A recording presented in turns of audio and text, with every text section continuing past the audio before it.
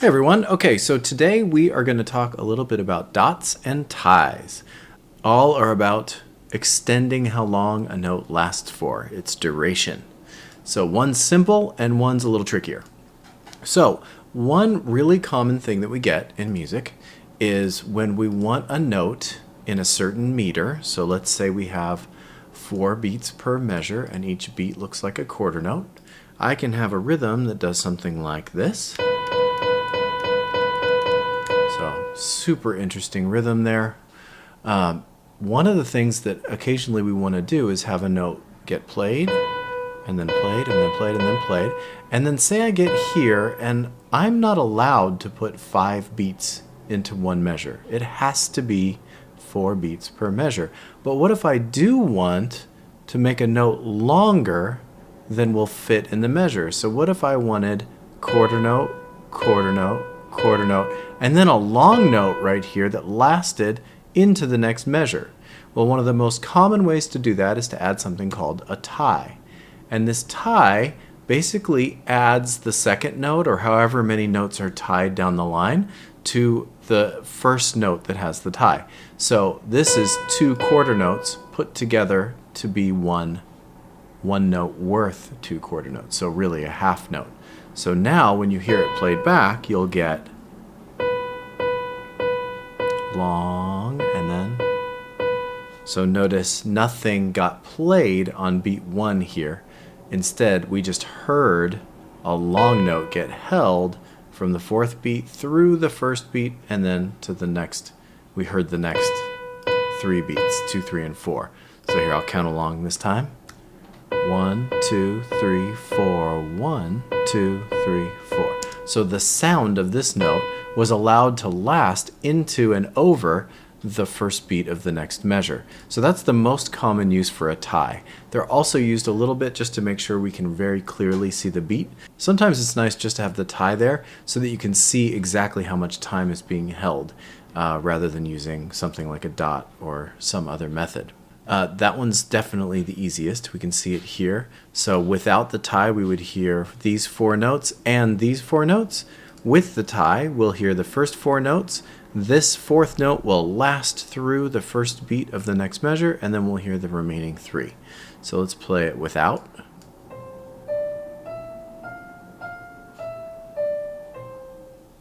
Let's hear it with. Held. And one more time.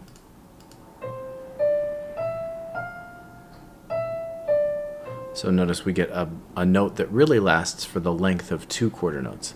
So you always end up playing what's here and then holding that note for however many more notes are there. Now you can't change notes. This doesn't work. That is not a valid tie. So it needs to be the same note to the same note, right? Same pitch to the same pitch that gets held, because you're really just turning 2 separate notes into one big note. All right, so the augmentation dot is a little trickier.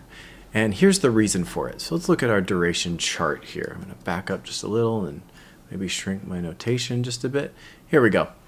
Something is kind of glaringly missing here. I have a note worth 4. I have notes worth 2. I have notes worth 1. Well, where's 3? Where's the note that lasts for 3 beats? That must happen somewhere. That must be part of music. But so far, because everything's a multiple of 2, I have a really hard time making notes worth something like 3 or 6 parts of a count. So something's glaringly missing because I have whole note and half note and quarter note. So 4 beats, 2 beats, 1 beat. Well, where's the 3 beat? Well, in order to do that, because our system is all about having the duration of the different notes, well, dividing in 2 never gives me 3, right? How do I ever get to 3? Well, this is how we get to 3. What we do is we take a note that's normally, say, a half note, and we know a half note is worth 2 quarter notes. Now, what if I want it to be worth 3 beats instead of 2? Well, I don't have a symbol for it, so what we do is add this little dot right here to the half note. And what that does is adds half of its own value. So if the half note is worth 2, then half of a half note is just a quarter, right? Half of this guy's time. Half of the half note's time is just 1/4. So the dot adds half. So we take the original 2 and then add 1 more. And what we get is this. So if it's worth 2, we just add 1 more. We add half of the half note's worth. So now I have a note, a dotted half note, that is worth 3 instead of 2. Okay, so now let's do this with a quarter note. So half of a quarter note is an eighth note, so that means I'm just going to add what I originally have is 2/8 in a quarter, and I just add 1 more, right? 1 more half. And that always will get us to an odd number like that. Okay, so my trick for figuring out how much time the dotted notes get is pretty simple. I just take my chart and I see a dot on the note, and what I do is I go down 1 level of the chart, so 1 duration value faster, right? So from whole note to half note would be 1 level faster, or from quarter to eighth is 1 level faster. And what do I say? I go, okay, a dot is always going to be 3 of the next thing faster. So I just say 3, and then I move to here when I see that dot.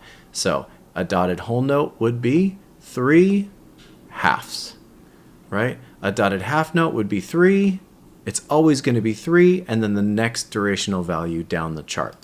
So a dotted half is 3/4. Can we figure out a dotted eighth? What do? We go, okay, here's my eighth. A dotted eighth is worth, we immediately say 3, and then we go down a level, 16ths.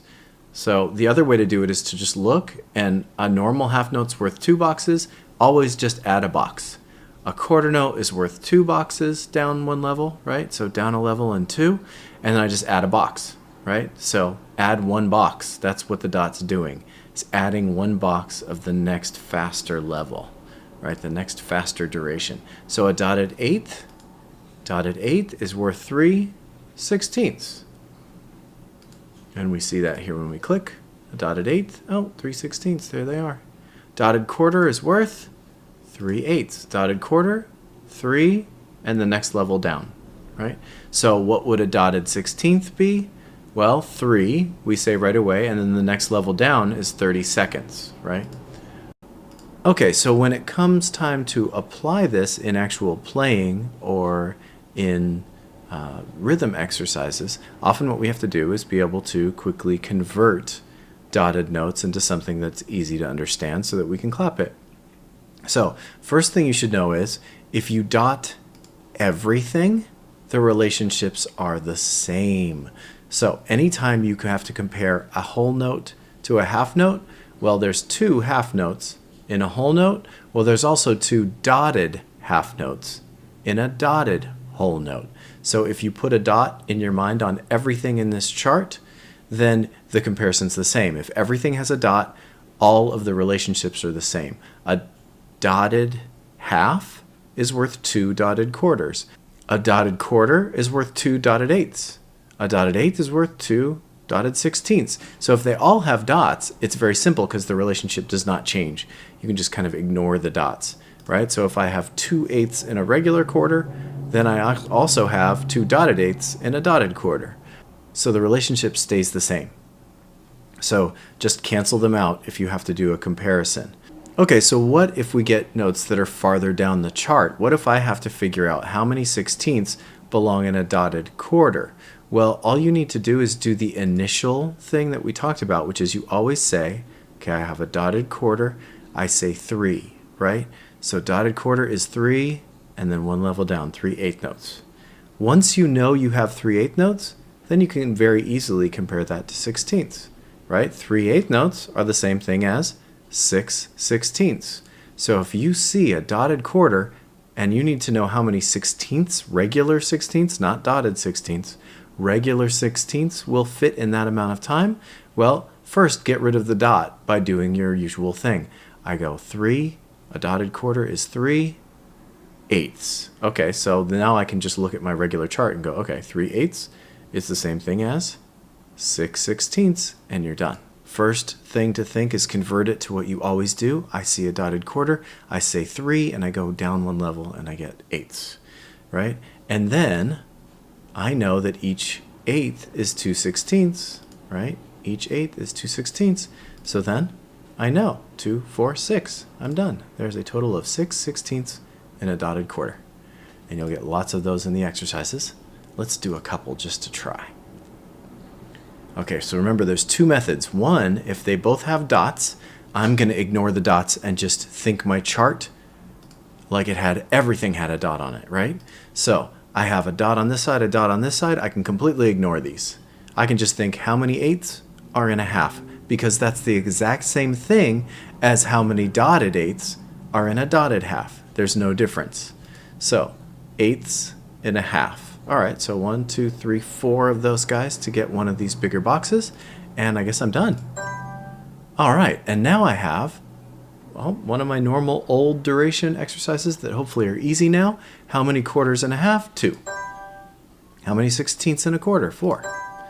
How many eighths in a whole? 8. Let's get some dots here. Here we go. Okay, do they both have dots? Yes. So then their relationship is the same as if they did not have dots. So I can ignore the dots and just think how many halves in a whole? 2.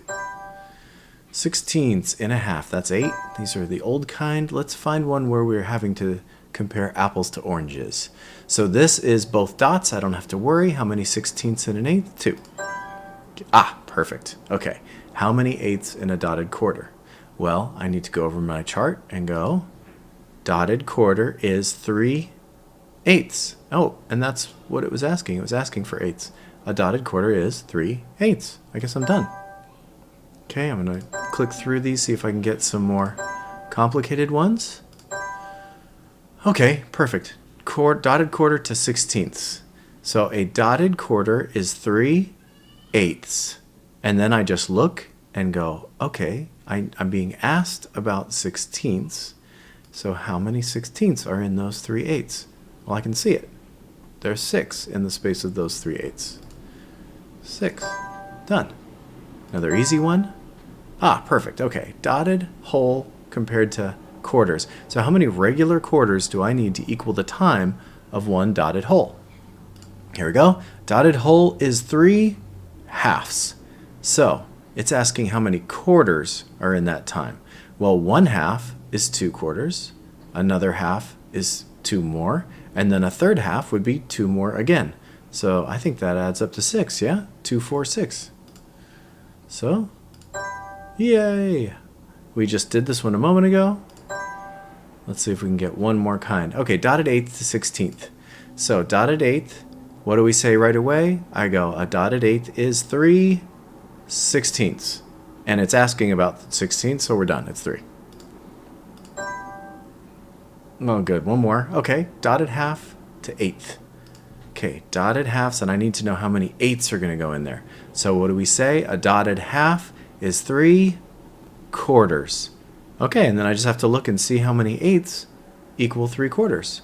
And there it is, right on my chart, down one level. 3 quarters, 6 eighths to fill that space. Cool. This is apples to apples, so it's just 2 to 1. Already done it. 6. Hopefully this is making sense. 16 16ths in a whole, which means 16 dotted 16ths in a dotted hole. It's the same relationship. Ah, apples to oranges. So let's see, dotted hole. We'll make this our last one to a quarter. Dotted hole. What do we say? We say a dotted hole is 3 halves. And we're being asked about quarters.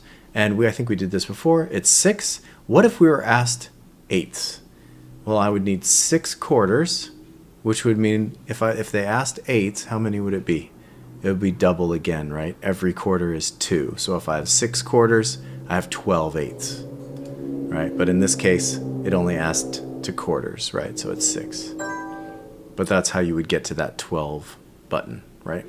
Okay, I hope that's easy. You will get very fast at this. Just keep saying 3 and then down a level, and that will give you your first one, and then it's much easier to do your comparison. Okay, good luck with those dots. It's a whole other world clapping them, but there's lots of examples of how to perform dotted notes, and we'll probably do a little bit of that soon. Okay, see you soon. See you in the next one.